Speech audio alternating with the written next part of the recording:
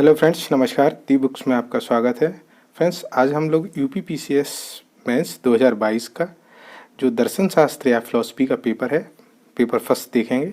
आइए देखते हैं। तो 3 घंटे का टाइम है, 200 अंक हैं अधिकतम। इसमें 8 प्रश्न हैं, 2 खंडों में विभाजित है, सेक्शन ए सेक्शन बी में। कुल 5 प्रश्नों के उत्तर देने हैं। 1 और 5 जो क्वेश्चन नंबर है वो अनिवार्य है। आइए स्टार्ट करते हैं। Section A, question number first. Plato के प्रत्ययों के सिद्धांत की आलोचनात्मक व्याख्या कीजिए। अरस्तु के आकार और जड़त्व के सिद्धांत की व्याख्या कीजिए। जड़ विहीन आकार को समझाइए। देकार्त किस प्रकार के ईश्वर के अस्तित्व को सिद्ध करते हैं? व्याख्या और मूल्यांकन कीजिए। Question number 2। स्पिनोजा से सर्वेश्वरवाद का विवेचन कीजिए। लाइबनीज द्वारा प्रतिपादित पूर्व स्थापित सामाजिक के सिद्धांत की विवेचन कीजिए। लाक के द्रव्य प्रत्यय की व्याख्या कीजिए। Question number 3। होम किस प्रकार आत्मा के अस्तित्व का खंडन करते हैं? क्या आप उनसे सहमत हैं?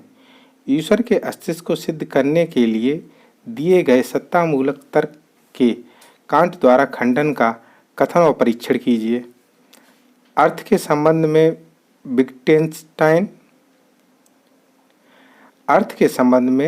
विटगेन्स्टाइन के चित्र सिद्धांत की व्याख्या कीजिए।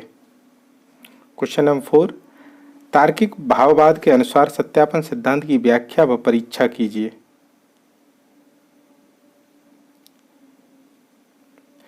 फिर है हुर्सल्स के विषयोन्मुखता सिद्धांत की विवेचना कीजिए। सार्थ के स्वतंत्रता के संप्रत्यय की व्याख्या कीजिए। अब क्वेश्चन नंबर 5 जो अनिवार्य है। व्याख्या कीजिए कि चरवाक के अनुसार किस प्रकार मात्र प्रत्यक्ष ही ज्ञान का स्रोत है और अनुमान अप्रमाणिक। मोक्ष विषयक जैन सिद्धांत की व्याख्या कीजिए। उनके अनुसार मोक्ष कैसे प्राप्त किया जा सकता है? बौद्धों के प्रतीत संपुतवाद सिद्धांत की व्याख्या कीजिए। बौद्ध दर्शन के सैद्धांतिक और वैभाषिक शाखाओं के दार्शनिक विचारों की व्याख्या कीजिए तथा उनके बीच समता और विषमता बताइए। फिर है संख्या पुरुष और प्रकृति के संबंध को किस प्रकार समझाता है? संख्या पुरुष और प्रकृति के संबंध को किस प्रकार समझाता है? व्याख्या कीजिए।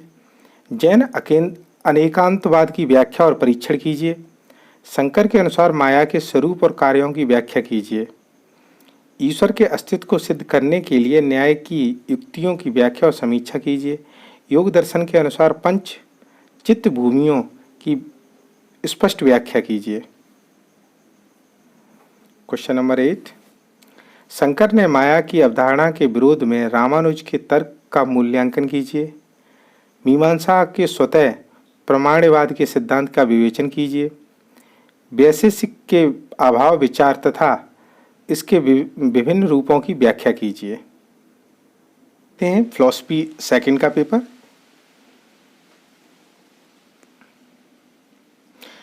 न्याय को खंड ए में से न्याय को परिभाषित कीजिए तथा न्याय के आदर्श में समानता के स्थान का विवेचन कीजिए। लोकतंत्र सर्वश्रेष्ठ शासन पद्धति के समीक्षात्मक विवेचन कीजिए। दंड के सुधारात्मक सिद्धांत की व्याख्या एवं परीक्षण कीजिए। Question number 2।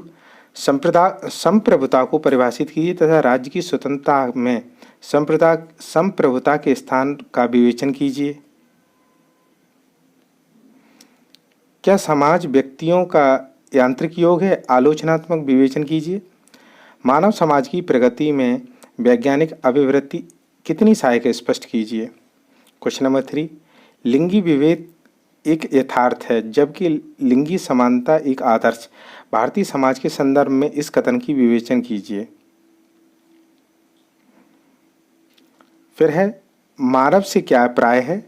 इसके मूलभूत लक्षणों की विवेचना कीजिए। आधुनिक धर्मनिरपेक्ष राज्य में धर्म तंत्र की स्थिति की विवेचना कीजिए। Question number 4। मार्क्सवाद से क्या तात्पर्य है? यह समाजवाद से कैसे भिन्न है? स्पष्ट कीजिए। गांधी के सर्वोदय सिद्धांत की व्याख्या और परीक्षण कीजिए। पारिस्थितिकी विषयक नैतिक प्रश्नों की विवेचना कीजिए।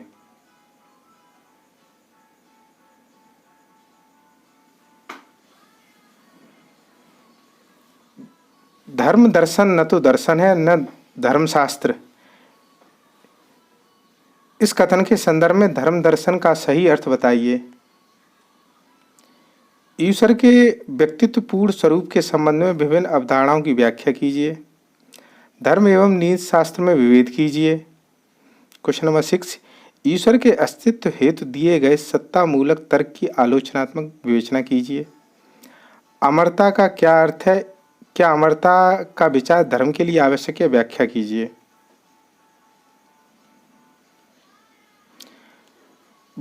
धार्मिक समाज में धार्मिक सहिष्णुता को बढ़ावा देने वाले विभिन्न कारकों का विश्लेषण कीजिए। क्वेश्चन नंबर 7, धार्मिक अनुभूति के स्वरूप का विवेचन कीजिए। अशुभ की समस्या के कुछ समाधानों पर चर्चा कीजिए। समस्त धर्मों में क्या कोई सारभूत एकता है? विवेचन कीजिए। क्वेश्चन नंबर 8, ईश्वर विहीन धर्म से क्या अभिप्राय है? क्या यह मनुष्य की धार्मिक अभीष्पा को संतुष्ट कर सकता है? स्पष्ट कीजिए। धार्मिक विश्वास के आधार के रूप में आस्था और तर्क बुद्धि के संबंध का विवेचन कीजिए। मोक्ष को परिभाषित कीजिए एवं मोक्ष के विभिन्न मार्गों का संक्षिप्त विवेचन कीजिए। तो ठीक है फ्रेंड्स, ये हुआ फिलॉसफी के दोनों पार्ट, फर्स्ट और सेकंड पार्ट दोनों पेपर थे। अगर आपको वीडियो पसंद आए तो प्लीज़ चैनल को लाइक, शेयर और सब्सक्राइब करिए। वीडियो देखने धन्यवाद। Thank you so much.